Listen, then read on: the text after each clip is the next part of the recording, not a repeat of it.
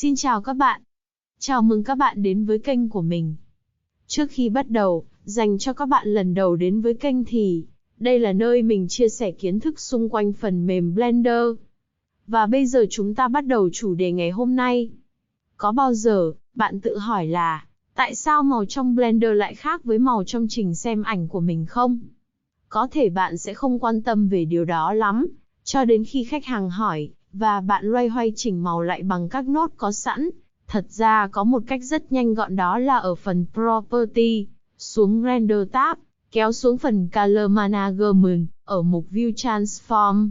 Bạn chọn sang Standard, ngay lập tức giải quyết được vấn đề.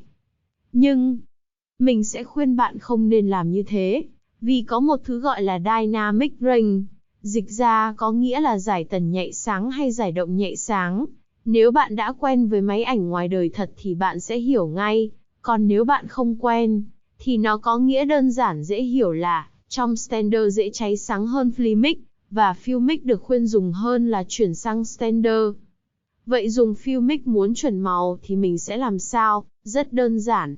Trong bất kỳ bức ảnh nào bạn import vào Blender đều sẽ có mục Color Space, và bạn sẽ có rất nhiều lựa chọn, trong đó sẽ có một dòng gọi là Filmic sRGB, và đó chính là chìa khóa giúp bạn trả lời câu hỏi đó.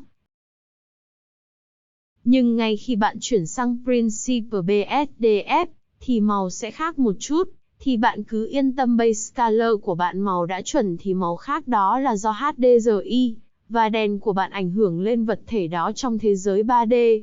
Nếu bạn muốn giữ nguyên màu, không muốn bị ảnh hưởng bởi môi trường, thì bạn có thể dùng Emission thay thế.